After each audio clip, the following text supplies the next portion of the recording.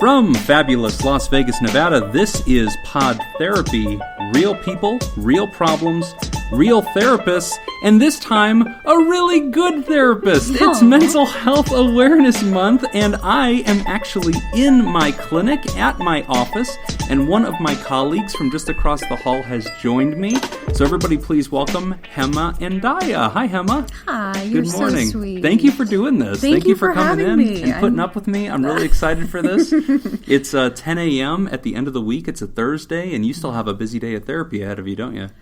No, I'm actually wrapping up. Oh, good. Thursdays So are you my just had an light early days. day. Yeah. This is your early day. Yeah, That's just awesome. paperwork and phone calls. And, Oh, no. The boring stuff. Oh, God, Yeah. the boring stuff. Yeah. The billing. Yeah, right, the billing stuff. It's funny because you and I are both a part of that Facebook group that's like the Therapists of Las Right, Vegas. right. And on there, people have been asking each other, like, hey, how many hours do you give to this? Like, just the billing and stuff and all the paperwork. And one of the things with our audience that we try to help them understand is like, yeah, this is the real life of a therapist. And, Yeah. I mean, in a given week, compared for every hour of therapy you'll do, how much administrative stuff will you have to do paired with that? So for the half 50-minute hour. session, it's a half hour on top. So it's a Yeah. half hour, Hour you and a know, half that following you're the devoting. schedule or Yeah. scheduling the follow-up. And I text my clients, Mm-hmm. you know, if they're in crisis, I'll make sure to follow up and like, how are you doing? I won't have full-blown conversations, but For sure. you know, it's good customer service. You'll keep up with them. Yeah. Yeah, my clients wish I would stop because I send them like memes. You're so funny. Yeah, it'll be like midnight and I'm like, look at this. Or like I'll have clients that are like watching the NFL draft and I'm texting them like, this is ridiculous. Oh, my You know, goodness. Can you believe they did this? And they're like, Jim, please stop. Like, Please stop. I realize you need to have my number for emergency purposes, but I'm Is this busy. an emergency? Yeah, Jim, is this really an Do emergency? we need to set boundaries? for Yeah, you, Jim? exactly. My clients usually have to push me back because I'm like, you know, messing with them and stuff. So, well, good. So, you practice here at our office out here in the west side of Las Vegas, and then I think that you practice elsewhere too, don't you? Yeah, so I'm only here contracting on Thursdays, and then I have my full private practice, which is literally like a 5-minute drive from this office. And so that's my full-time gig. I teach part-time at Great Basin College. Oh, wow. What do you online. teach? Is there a class that you... Substance abuse fundamentals. Oh, right. This is probably a good moment for me to explain what kind of therapist you are. Okay. So, lots of therapists. We do lots of different Yeah. disciplines. What are your licenses in? So I'm a mental health counselor, intern status, Okay. and a drug and alcohol counselor also. But and drug and alcohol counselor, you're a supervisor status. Yes, correct. That's pretty Supervisor. cool. Thank That's you. pretty cool. I appreciate it. Yeah. So you've got both disciplines, and so Yes. which in different states that might just be one license, and sometimes it is one Right. license. In our state and the disciplines you're doing, yeah. it's actually 2 different licenses, which Right. means you had to do double the supervision, double Right. the effort, Double the take extra money. tests, double the money. You know, a lot of people don't know that it takes a lot of money to become a therapist. In Nevada specifically. Yeah, Nevada's a unique It's a good place. point. Yeah. So Yeah. where are you from? So I was born in LA, but I was raised out here in Las Vegas, Nevada. So this is home. Okay. Both my parents, if you're wondering about ethnicity. Okay. Usually when I get that question, that's what people Because they hear are the name asking. Gemma, and they're like, yeah. and it's funny because your name is spelled Gemma, and when they see Yeah. this episode, they're going to think it says Gemma, but it's It's okay. pronounced I Gemma. respond to either. Yeah. So both my parents were immigrants. My dad was Filipino. Actually, Is he not Filipino now? he died. Oh. So April 30th. My joke just died too. That was terrible. No. Okay. Don't worry. Okay. So April 30th that just passed. What is it today? May. Today's May 2nd It when was we were 2 recording years this. that he passed away. Okay. Yeah. So he passed away. He was from the Philippines, Manila, and my mom is from Mexico, Durango, Okay. Mexico. Oh, wow. And so my name is pronounced with an H because in Spanish, if an E comes after the G, it's typically that H sound. Okay, Yeah. so that's where that comes from. Yeah. I don't want to brag, Okay. but I taught Spanish for a couple of Okay. years. So I'm pretty familiar with, counting and colors. You taught Spanish. I taught Okay. elementary Spanish. Okay, let's So, specify that. yeah, I'll reel it way back to, like, Dora the Explorer was a big part of the curriculum. So, like, yeah. That's funny. But I'm pretty good at, I'm really good at Simone Dicey. Simon says in Espanol. That's a good one. I don't know if you knew that, so... Thank you for teaching me that. You're welcome. That one's free. That one's free. So you grew up here in Nevada, in southern Nevada, in Las Vegas, and then you have a mixed cultural background, it sounds like. But both probably Spanish-speaking backgrounds. Philippine Spanish is really strong, I would think. Yeah, so Tagalog is the language that my dad spoke. And that one, there is some similarities to Spanish, but Is Spanish not very common in the Philippines? For some reason, I mentally thought it was. Not really. Oh, They were conquered by the Spaniards. That's why I thought And so that. you're probably thinking that. But no, it's not very common. My dad had to learn it when he actually met my mom. So funny story, my mom only spoke Spanish when she came to the U.S. And my dad only spoke Tagalog and English. Oh, wow. So I have no idea how that happened. It's the language of love. I guess so. I've never asked questions on purpose because I can only imagine how they communicated through body language. That's right. It probably was. They probably picked up, visual cues, pretend to eat a sandwich. The other person nods and they're like, okay, we're going to lunch. This is happening now. And, just you put something on your finger and they're like, marriage? Okay, let's do that. Or realistically, what happened is they got pregnant and then had to figure it out. I mean, that may have happened. Realistically. If we're being real. But let's, romanticize it and say, that's about as American as it gets. Right, so right. That works out really good. So are you bilingual? I am. I speak Spanish and English. Do you do therapy in Spanish? Yeah, I advertise it as such, but for some reason I don't have very many referrals in Spanish speaking. Okay, But I can. I'm fluent. Man, I think that's awesome. Anytime somebody is bilingual and can do, their discipline in both languages, they feel completely competent. Yeah. Because, if somebody does sign language or something like that is huge, so rare. But Spanish especially. Yeah. So the majority of your practice, it sounds like English. English speaking primarily. Yeah. So I have a daughter and she's turning 14 in July. Oh my God, I'm sorry. Are you okay? Yeah, I know. Do you want to turn this into a therapy session? Let's do it. How are you? Yeah, she's been abducted by aliens. Of course. She'll come back down. And they returned her, and it's a whole other kid. It looks just like your kid. Exactly. All of a sudden, it's like, we used to be God. so close, and now she's a teenager. So. Oh, yeah. I have a 4-year-old, and it feels like she's 14. Really? Oh, my God, she's so bossy. Oh, my she God, just you're going to have your hands full. Oh, I know. It's already horrible. Oh, no, she good dresses luck. herself. She demands it. I try to lay out clothes for her in the morning, and she's like, this is terrible. And I'm like, you love that shirt. And she's like, I don't want unicorns. And she goes upstairs and gets dressed. I'm just like, this is ridiculous. Oh, my God. 4 years old. And she has to wear a skirt with everything. So, she'll be wearing blue jeans. Has to put a skirt on over that. Sounds more like she wants a tutu. You should that's what I mean. It's a tutu. Yeah. Okay, there we go. That thing. Yeah, the frilly, glittery thing. I totally understand it. I'm on her side. Yeah, wear a tutu, girl. Well, she's got to do her. No, I'm all about women's empowerment. So I'm like, I'm not going to tell my daughter how to dress. Okay, I'm not going to be one of those men. Have you had her watch Beyonce's Netflix? She is 4. Homecoming. She's not watching Beyonce. Oh my God, do it. Do it. That's what every toddler wants to watch is do Beyonce. It. She wants to watch Rescue dance. Pets or whatever they're called. She's not watching that. So your daughter's 14. Yes, and so she got accepted into this international baccalaureate program for high school, which she's going into in the fall. Oh, cool. And I'm super excited about it. And I was like, you're going to learn a third language because she's bilingual too. Oh, wow. And so she came up with this argument as to why she should perfect her Spanish and not learn a third language. Oh, wow. And she won me over. And then I started sitting on it for 2 weeks, and we go to the day of registration. And last minute, I'm like, no, you're learning French, and that's bad. I'm putting my foot down. And so she's been angry with me about that for but you got to stand up to him. Yeah. Okay? You can tell her, hey, you can say whatever you want to me as long as it's in French. Exactly. You want to call me out? You want to cuss at mommy? That's fine. A good point. Do it in French. I don't understand French. It's fine. You can say whatever you want. Just make it sound really exciting. That's the beauty of French. Is it's you could say anything. And it sounds beautiful. Oh my God. Right? I wouldn't even know. She'll thank me later. Have you seen that episode of Friends where one of the boys dates a Nazi in France? And he doesn't know she's a Nazi because everything she says is super racist, but it's in French. And oh my God, no! It's a super good episode. Oh my God, I think it's Joey I've watched or Ross. That season 8 times, or that whole show. The whole thing. I'm surprised I don't remember that. It's funny because you and I were in the same building. We have different offices. Yeah. But in our lobby, there's that Netflix that's always playing, and I always put it to friends and just tell it play all or whatever. That's so funny. And I think everybody's sick of it. All of our patients are like, God, please, put not on literally anything else. Because it's but it's funny because there's this other show that's on sometimes, and I don't know what it's called, But, like, you'll go out there to get your client, and you're out there for, like, 5 seconds. But I keep seeing clips of it, and I'm like, what is this show? What is it? It's like this, it looks like a family sitcom, but, like, I haven't been able to figure it out yet. Like, I keep getting little glimpses of it, and I'm like, it looks entertaining. Characters? I don't even know. Oh, I don't know anything. I just keep sucks. seeing it so often. This is going to haunt somebody you. is putting it on, and I don't know what it is. You're going to have dreams about this show. I already do. It's already affecting me.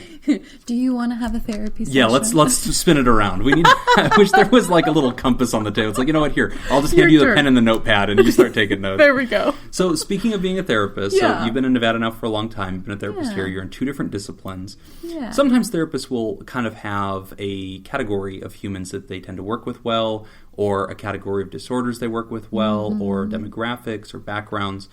We call that a specialization. Do you have anything like that? Yeah, so I work with, the standard adolescents and individuals, but I think my favorite to work with right now is personality disorders. What? You got to be the only person I've ever met.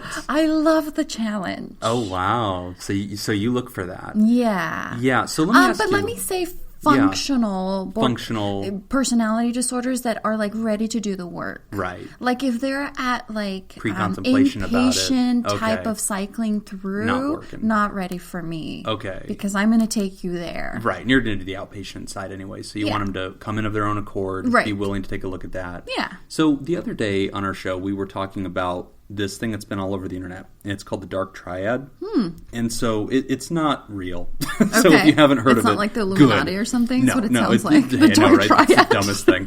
But like, it's apparently like this really popular, like, oh, are you a narcissist? Are you Machiavellian? Are you a sociopath? Like that kind of crap. Yeah. And so like in our profession, there is a lot of this. And one of the things that Nick and I have observed is that maybe sometimes there's a little bit too much of throwing around those words. Like a lot of times you'll talk to colleagues and it's like 80% of their caseload, they're just casually saying they all have borderline. I know. Or they all have, like you hear it all the time. Or everybody has narcissistic PD. And it's like, it's like at some point. Those two are the primary ones. So for you, as you kind of, specialize in personality disorders, are you a little bit more interested in like sussing into the details of what makes a personality disorder and like the differences? I mean, for you, how do you, well, let's teach the audience. I mean, what is a personality disorder? Yeah. So, there are a couple of questions there. How do we dissect that? That's Jim. That was loaded. I'm machine gun fire.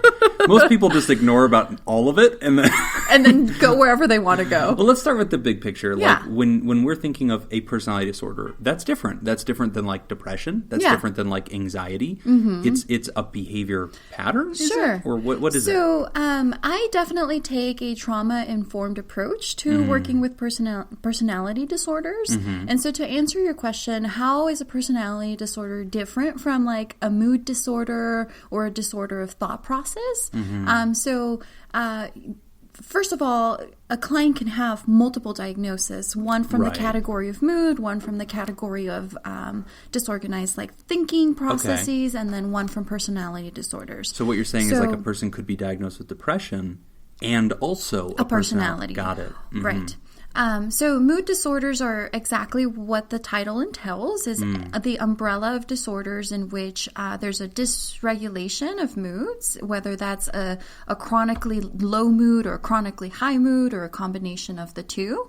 Whereas the thought process, anything under that umbrella, like psychotic disorders, we're looking at where the rationale and logic and analytical parts of a personality aren't necessarily functioning or realistic or, based. And so that's actually a good point. A lot of people don't know that the DSM-5, which is kind of our diagnostic Bible, is divided into categories. And so one is like the ability to think disorders, right? And like perception disorders, like you're hearing things that aren't there. And then there's mood disorders, right? And so like things like depression.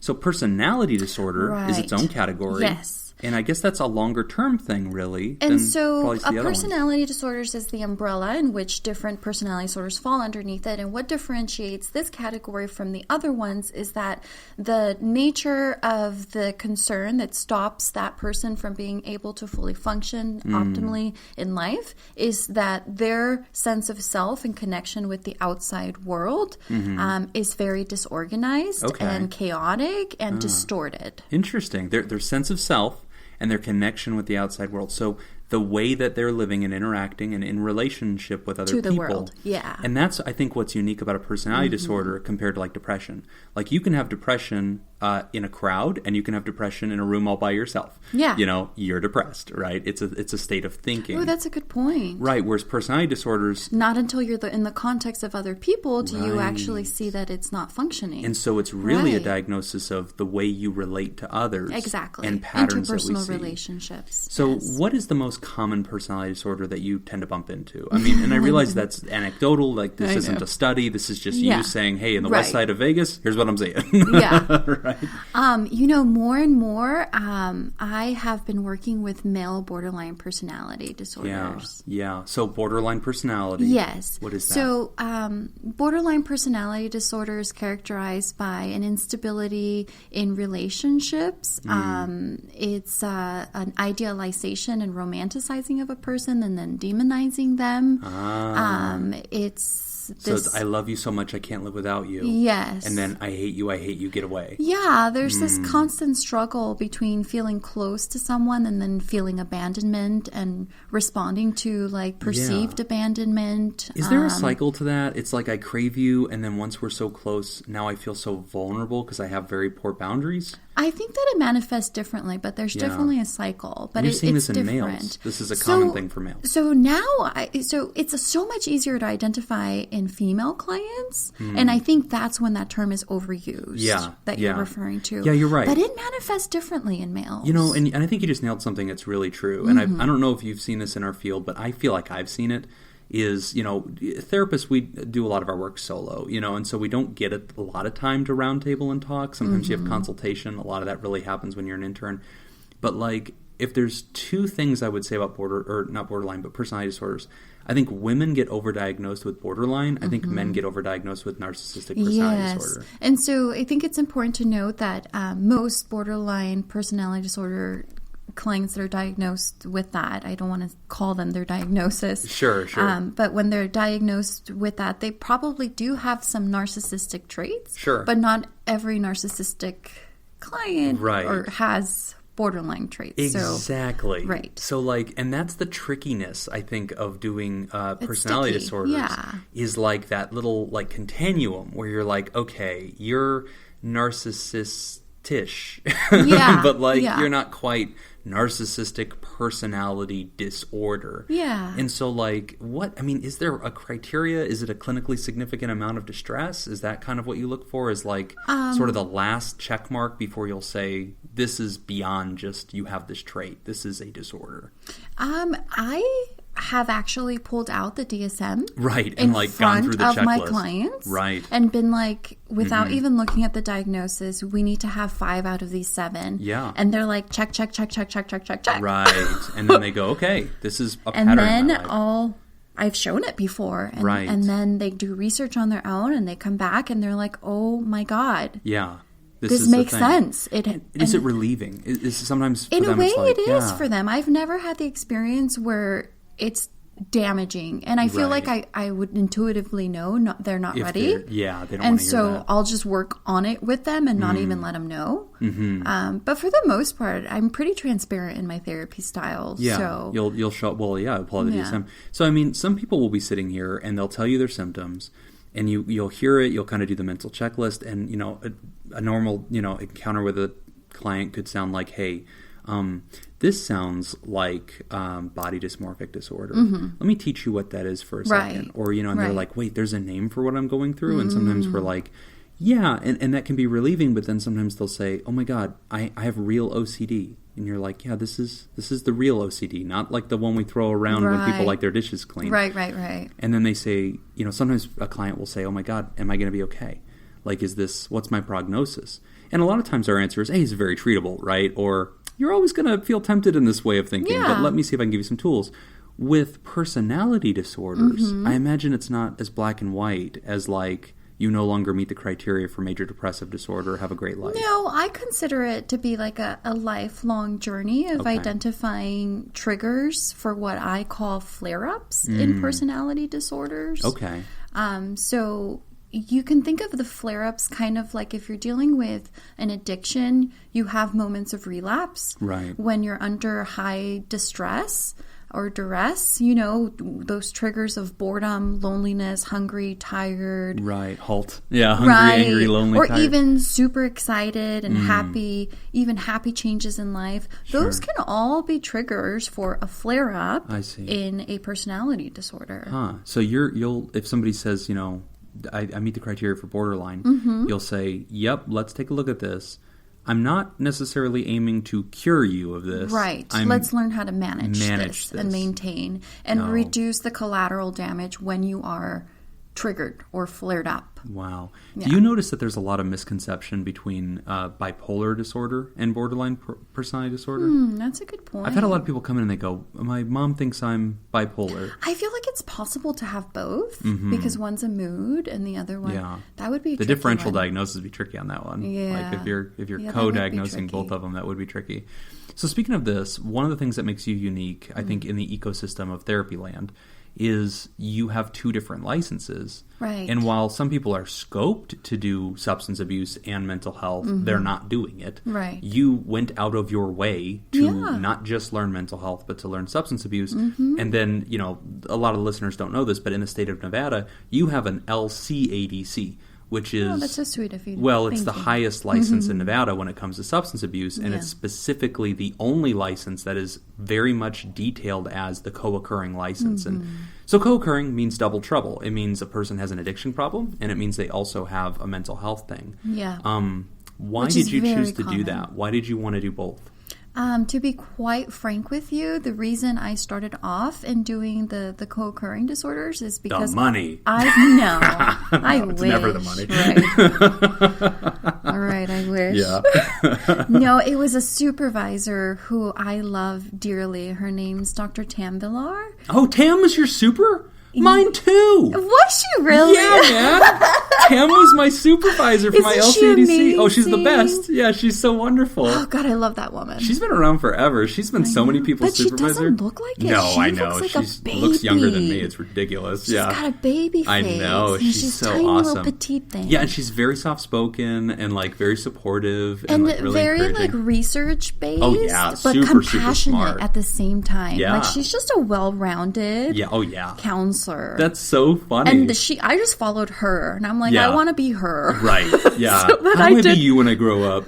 So I did what I needed to do to be her. Right. Yeah, that's so true. Oh my God. Yeah, she was my LCADC supervisor too. Shout out to Dr. Tam. We love you, Tam. No, it's funny because with that particular license, an LCADC, it's different than almost any other one because the only one that can supervise you is another LCADC. Yeah. And there's like less than 100 of us. Is so there she's really? one of the only supervisors. And now that you're a supervisor. Oh, wow, I didn't know that. Yeah, you That's are one of the position. only. It's very Do it with rare. me. Yeah, I'm good. I don't need more work.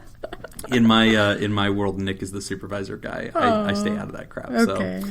But speaking to that point, so you were inspired by a supervisor, which is awesome. That's how we learn, and so you were motivated by her.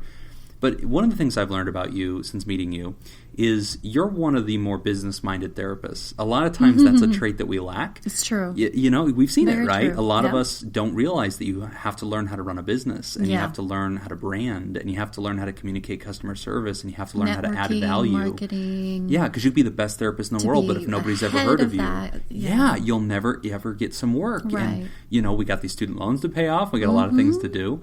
So, you are much more business-minded. And I want to talk a little bit about that because you have your practice, and you've been doing really good with that. You're very diverse. You have your private practice. You'll swoop over here to this other office and work. And so you stay really busy. Yeah. But then you also have some side projects. And it's funny because just the other day, my office mate, the one right next door to me, Kaylee, she's walking by and she's like, oh, Gemma and I are starting a project together. And I'm like, dude, Gemma's everywhere.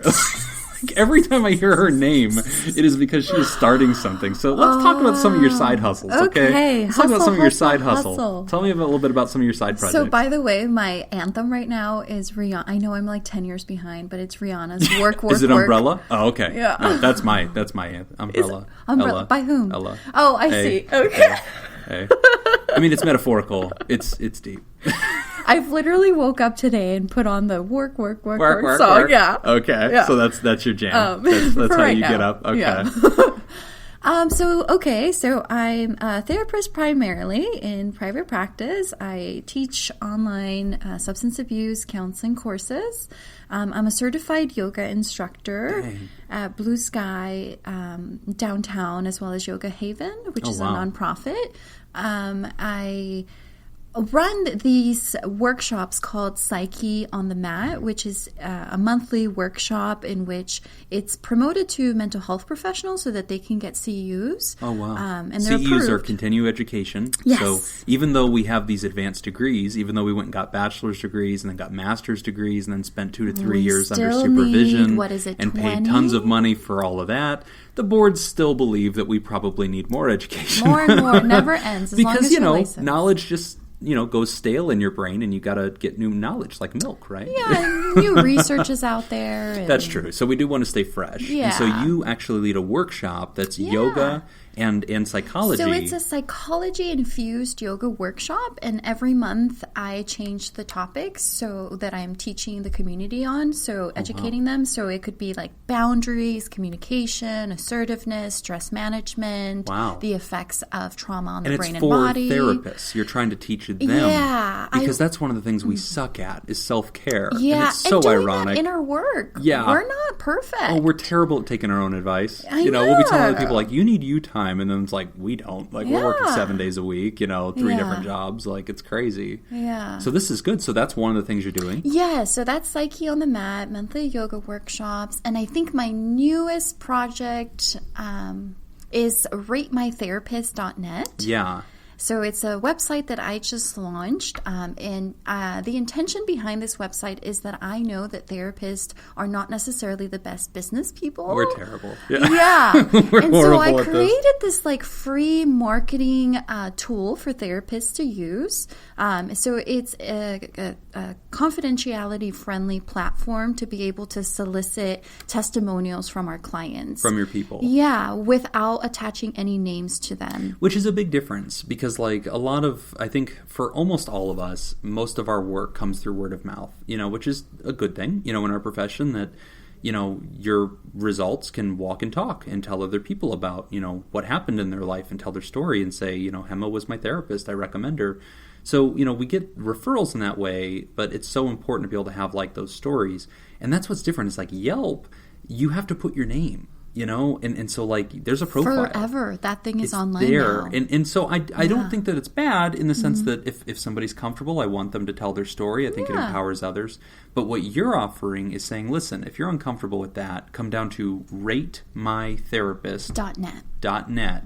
And you can pull up Gemma and you can say, hey, she's been great for me. I really like her. And it's anonymous. So then people don't have to say, oh, I didn't realize that you got therapy or whatever. Yeah, exactly. Okay, very cool. So, I mean, that's a new project. Yes. I mean, look at you. You're I doing just therapy. launched it a few weeks ago. Teaching CEUs, teaching at the university. Oh, thank You're doing a you. million things, raising a 14-year-old. And then you're like, you know what? Why not? For funsies. Let's go ahead and launch an entire reviewing website apparatus. Did you, learn to code? How did you do this? I definitely worked with someone, and they took that end of things. I was more of the idea, the innovation, and and here's how the aesthetics, it would work out, and right? what the functions need to do. But I definitely had that commissioned. Yeah. I figure it's funny because, my website is, Jim made it, and it looks like Jim made it. Really? It is not good. Oh, it's made in crayon. No. It's like Jim does not know how to use technology. Oh, wow. But I will, for the record, my co-host Nick, I am 8 million times more techno-literate than him. I had to teach him how to use hotkeys. Oh, very much so. No, it's very important when he's not here that I can just put him down. Because I hope he listens to this. This is awful. I had to teach him how to use hotkeys. I had to teach him how to use hotkeys. I don't even know what hotkeys are. Control C. Okay. And then Control V. Okay. He literally, for copy-paste. he's in his 30s, and he's literally hitting the right mouse button to choose copy, and then the right mouse button to For the choose record, Nick, this is not me coming down on you. That is how Gemma feels, Nick. Jim. That's how Gemma feels. It's how we all feel. Okay? You're an embarrassment. This is so mean. He's not here. He can't do anything about it. So anyway, okay. So one thing I like to ask people, recently on our therapist Facebook group, there was a thread that I actually started, and it was a lot of fun. But it was, what's your favorite therapy catchphrase? Because I think all the therapists I know... Oh, I have it. Yeah, we all have like kind of these little like terms that we tend to like throw out a lot, and it just like comes back a lot. What's one of yours? Oh my God, I actually stole it from Tam. Oh, did you really? Hold on, let me see if I can guess it. Do it. Okay, so since we've had the same you get supervisor. 3 guesses. Okay, so a Tam Valarism. Oh God, it's been so long. You know... Oh, no, I'm not going to get it. Because, like, a lot of the conversation... Tam never... You know, I never even got to see Tam do a therapy session. Did you ever? Yeah. You got to shadow her? Mm-hmm. Wow. I think I got, like, bad supervision. Oh, my God! She just taught me how to do notes. She was like, do soap. No, I got to shadow her in group and assessments. Wow. And... I can't think of any Tam Valarisms. Okay, what is it? Okay, structure but flexible. Okay. That's how her whole style was. Like, she had structure, you know, objectives She's we need to hit. extremely organized, yeah. But she was very flexible. If we only hit 2 of those 4 objectives, it's cool. Right. And so I actually preach, that's my motto for life. Like, be structured, but shit happens. Right, yeah, so be flexible So with be it. flexible, and that's what I try to teach my clients. Adapt. Especially with personality disorders. Yeah, that's fair. Because they need to keep up with, like, these routines, but then you don't want them to, like, beat themselves up if they're failing or if they're regressing. Right. And I think in addictions that's probably true, too, right? Exactly. That's And I like an think of them AAism. kind of, Progress, not perfection. You know, we're always throwing that around. So structure, but flexible. I love it. And it's so when funny. you're raising children, too, it's so important, right? Yeah, Like, you right. want to teach them how to keep their room clean and how to, like... But you don't want to be, like, rigid. Right, but you don't want to, like... Inflexible. Right, make them, like, super just... Yeah. So that's your parenting style also. Yeah, Structure, definitely. but flexible. And work. Work. Yes, these are your life mottos. Oh, So these are the man. 2 things like you'll hold into your head all the time and like recite back to yourself. Yeah, I figured you'd probably My have mantra. a therapy. Yeah, that's your mantra. I figured you'd probably have like a therapy catchphrase. Because do you have like a favorite therapy book? A book that you tend to, you know, tell people like, you know, go grab this one. And I mean, I wish that clients would actually read the books that I tell them I to know, read. right? I give them books. I pull them off my bookshelf because I feel like then they feel like they have to. Yeah. And you know what will happen? They don't. And they just don't come back. And they took the book? They took my book. Well, how many copies? I know, right? I need to like stop doing that. No, people are pretty good about it, but it's pretty funny because like sometimes I will like literally hand them a book. Are you thinking of writing your own book? I am. I am writing a book. Are you right now? It's not going to be good. It's not like a therapy-based book. that. Yeah. No, the book that I'm writing isn't even therapy. Yeah. It isn't even therapy related. So like I What is it? So it's called Love Dad. And it's just Dad. basically all these little dadisms that I've collected over time that I've heard just from men or being a therapist or whatever. And I'm trying to compile it because I think like the masculine voice has become really unhealthy in America. And so there's a lot of people that don't have a dad or don't have a masculine voice. I love it so much. So I kind of want it to be like a little life manual that's like not presumptuous. Like it's like, whatever, kid, like you got to do you. But it's in a fatherly tone that sort of still smacks of like, you know, stereotypical like silly dad, you know, kind of thing. Like, oh, there's dad over there, you know, with his feet up. But it's also like short, you know, little punctuated things. Is it like one a day? It could be, yeah. I don't know if I can write 365 of them. I can see teachers hell of a goal. incorporating that into like the beginning of class. Like love let's read from today's dad book. Oh Lord, I don't know that it'll ever have that much. I'm pretty sure that there will be 2 copies sold, one for each of my kids, and then I'll buy one. So that's you. at least 3. All right, I'll put you down for 10 copies. Writing it down. There if you we could go. sign right here. Are you thinking about writing a book? Yeah, actually. Of course you are, Gemma, because there's literally nothing you're not doing. Or what? Wow. When do you sleep? Oh, Lord. I get really good sleep. 14-year-old. I get really good sleep. I was asking you when we first stepped in, like, oh, how do you take your coffee? You take it, like... Black. Yeah, of course you do. With a little bit of milk sometimes. Yeah, a Just splash a of dash. cream. Yeah. So my wife is Cuban and Puerto Rican, but mostly Cuban. And so when I married into her family, it was like I discovered Cuban coffee. Holy God. It's like liquid a bullet. crack. Yeah. Wait, is crack shot. liquid? No. I feel like you could do it. You put a little crack in your smoothie, you know. You blend it up. This is not funny. We're not supposed to This is pre-workout. Is that not what you use? That's not your pre-workout? That's true. Yeah, that's all it is. It's just cranking you up. So right. what book are you thinking about writing?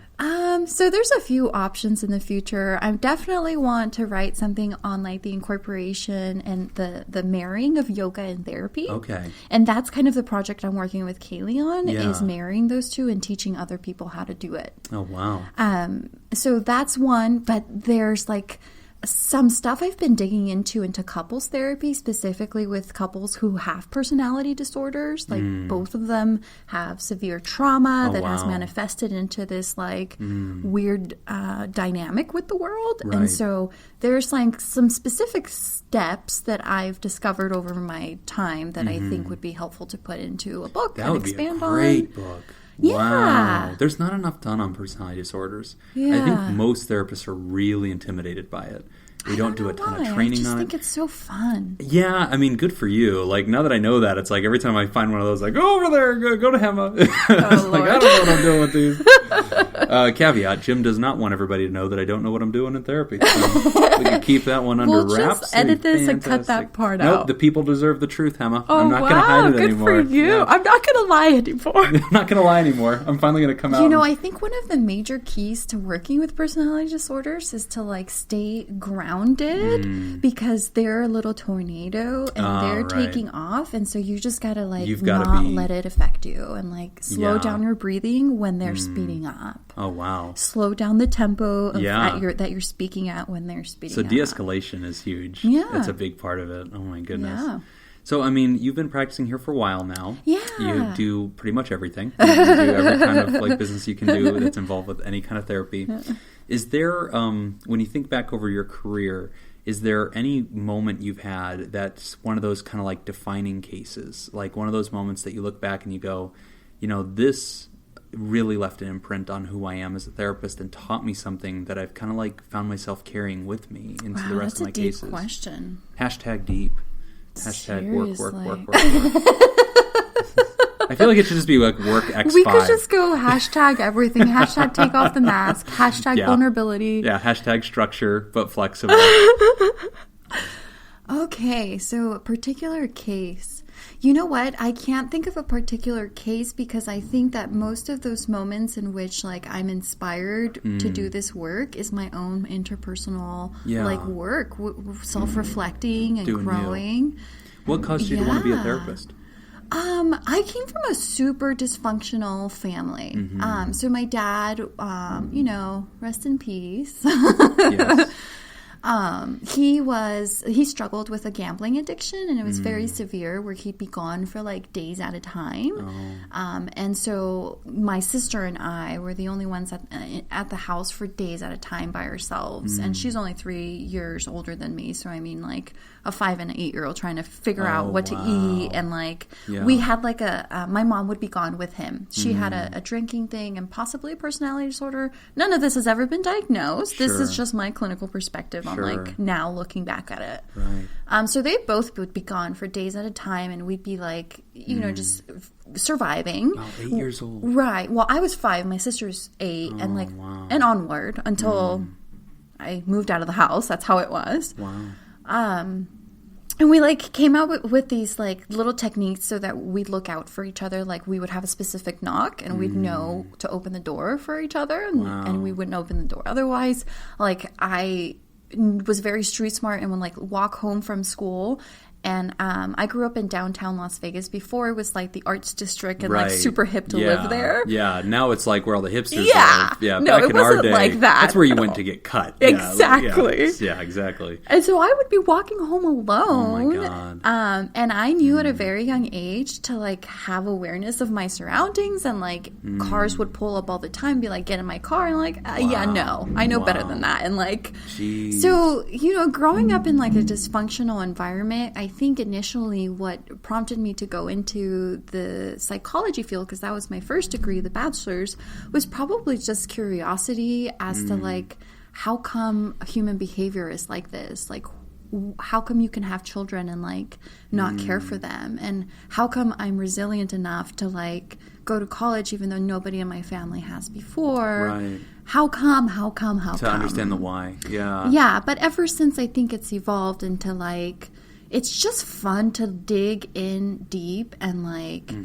challenge myself and do as I'm asking my clients to do, which is go to those dark spots of our psyches and face it. Encounter it. Yeah. You know, it's so interesting because it's not uncommon in our profession that when you ask a therapist, why did you choose this? A lot of us have a story of, well, you know, here's what I survived and I wanted to heal. And so I kind of got into this whole, like, feeling better thing. Yeah. I kept doing it. So and I kept reading books and I got a degree. Right?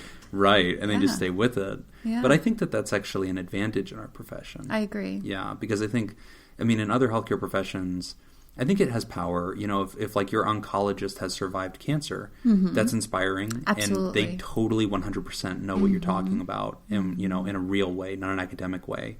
And I think that that's an advantage in our profession, too, that if somebody's telling us about their truth, that we're looking at them and going, I literally know what you're talking about. Yeah. And so that's huge. I mean, every therapist is different when it comes to self-disclosure, like how much you'll really reveal. Yeah. Are you more of the strict type? Are you more of the open type? What's your story with that?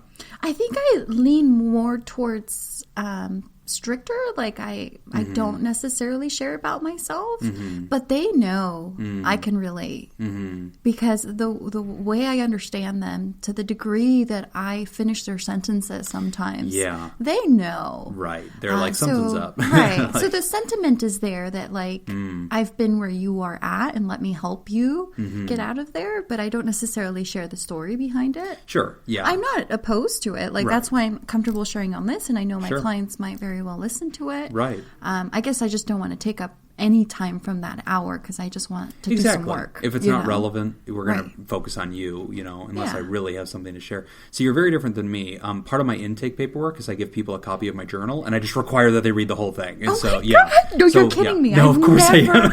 Oh my God. And then the board just kicks in the door and Jake Whiskerson takes my license. I don't think you should be saying this. Jim, turn off the mic. I'm trying to help you, man. Jim, I'm no squealer, but you got to turn this thing off, man. I don't want to be a snitch. I'm pretty sure you shouldn't be doing that.